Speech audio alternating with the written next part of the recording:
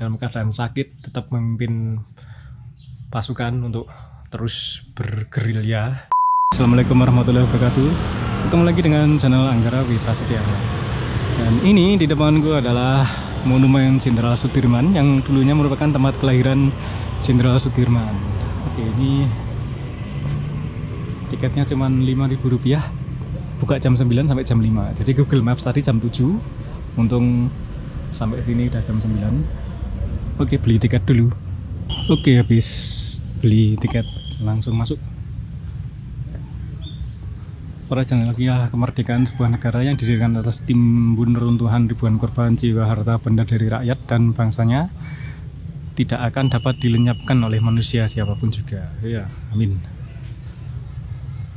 Oh, ini dia rumahnya, Lur. Rumah Jenderal Sudirman. Ini bukan.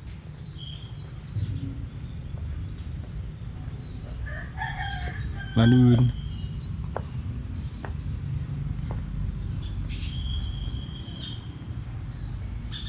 ini dia, Lur.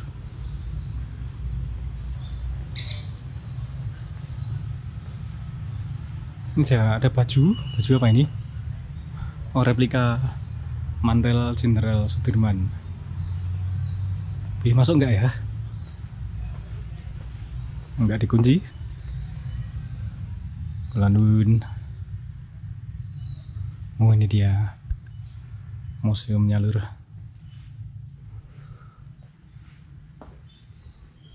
Ini udah replika semua kayaknya.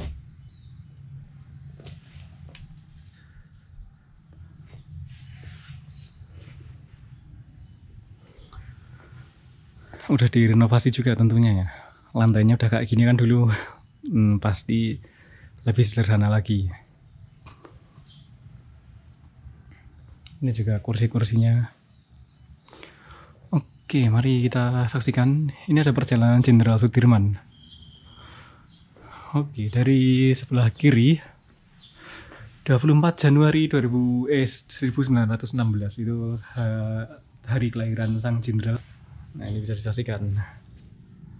Nah, itu rumahnya dulu kayak gitu. Rumah masyarakat desa zaman dulu. Ini kelahiran Jenderal Sudirman. Kemudian ini 1933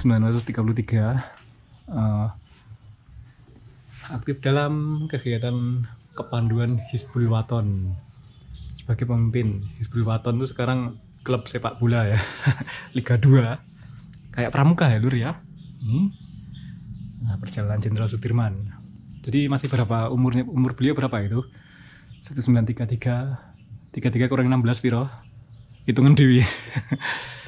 Nah, ini kemudian tahun 1945 ikut PETA, Pembela Tanah Air di Bogor. Kemudian dipindah ke Kroya. Daidanco namanya. Tentara. Jadi pas masa pendudukan Jepang itu. Ini dia, Lur. Dan ini kemudian ini yang 1945 itu ditempatkan di Kroya. Kroya itu daerah Cilacap. Jadi pemimpin ya. Pemimpin atau kurang tahu, nggak ada penjelasannya. Dan kemudian ini masih kolonel nih. Nah, masuk menjadi tentara keamanan rakyat dulu kan. TNI itu nama TNI dulu, Tentara Keamanan Rakyat. Kemudian sekarang namanya jadi TNI, Tentara Nasional Indonesia. Nah, kemudian ini pas Belanda mau kembali itu ya, kembali ke Indonesia itu ya sama Nica, pasukan Nica itu bersama laskar-laskar itu perang lagi melawan sekutu Belanda yang kembali, dan perangnya di Ambarawa, Palagan Ambarawa ya. Jadi Jenderal Sudirman saat itu jadi Kolonel Sudirman itu ikut berperang di daerah Ambarawa. Oke. Kemudian ini 18 Desember. Oh, ini udah agresi militer Belanda. Karena udah di Yogyakarta, Lur. Ibu kota Indonesia itu kan sempat dipindah ke Indonesia karena situasi di Indonesia di Jogja, ibu kota Indonesia dipindah di Jogja karena situasi di Jakarta itu nggak aman ya, karena agresi militer Belanda, kemudian dipindah ke Jogja, sempat di Jogja. Gedung Agung itu Istana Negara di Yogyakarta. Dan di Jogja pula Jenderal Sudirman diangkat sebagai Panglima besar Angkatan Perang. Kalau sekarang ya Panglima TNI di Jogja. Kemudian masih berlanjut lagi. Nah ini kemudian ada agresi militer Belanda 2. Itu yang Jogja diserbu oleh Belanda. Itu agresi militer Belanda 2 itu yang pokoknya Jogja diduduki. Nah itu karena Jogja diduduki, kemudian Panglima besar Jenderal Sudirman melakukan perang gerilya. Karena beliau udah sakit saat itu, sakit paru-paru ya. Jadi dengan ditandu, jadi benar-benar perjuangan yang nggak main-main. Jenderal Sudirman dalam keadaan sakit tetap memimpin pasukan untuk terus bergerilya untuk merebut kembali Indonesia. Nah ini dia. Kemudian akhirnya pada 10 Juli 1949 itu setelah melakukan perjuangan gerilya itu Jenderal Sudirman kembali ke Yogyakarta karena itu ditandatangani perjanjian kalau nggak salah Rum Royan, kemudian dilanjutkan dengan konferensi meja bundar itu KMB. Dan akhirnya Jenderal Sudirman pun kembali ke Yogyakarta. Itu dipeluk oleh Bung Karno, itu ada Bung Karno, ada Muhammad Hatta, dan di sepanjang rute gerilya Pangeran mesti kalau Pangeran Diponegoro ya, Jenderal Sudirman itu ada banyak lor, sampai Pacitan juga, Pacitan daerah pegunungan di mana itu, Pakis Baru itu kalau nggak salah, ada monumen juga Jenderal Sudirman. Sayang belum tak videoin dulu ya, tapi sempat aku bikin tulisannya. Nanti aku kasih linknya di bawah. Itu pas aku ke Pacitan dulu, ada patung Jenderal Sudirman yang sangat tinggi. Dan dulu ada markasnya, bekas markasnya juga.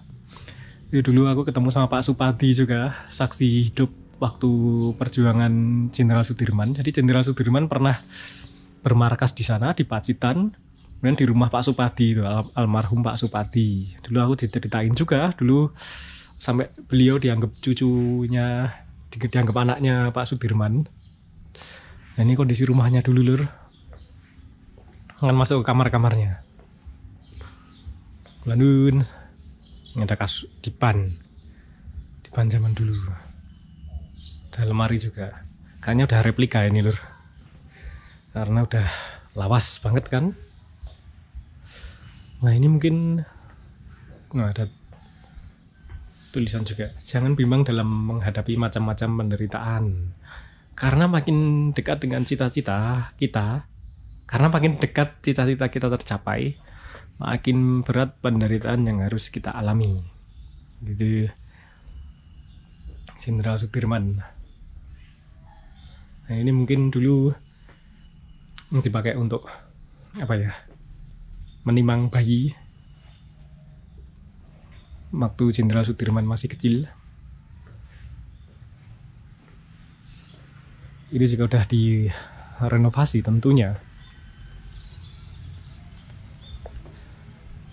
Kalau di sebelah kanan itu adalah, ini ada replika juga, replika tandunya.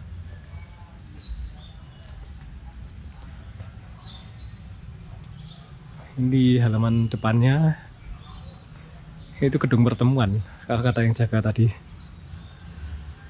Jus. Oke, ini di depan rumah ini juga ada kayak relief yang menceritakan perjalanan Jenderal Sudirman. Jadi ini dulu rumahnya, dulu ada depan ada joglo, terus belakang rumah tinggal. Kayaknya bentuk bangunnya masih sama kayak dulu. Kemudian ini Jenderal Sudirman waktu masih, ini orang tuanya beliau, kemudian ini masih kecil, dan ini ditimbang orang tuanya.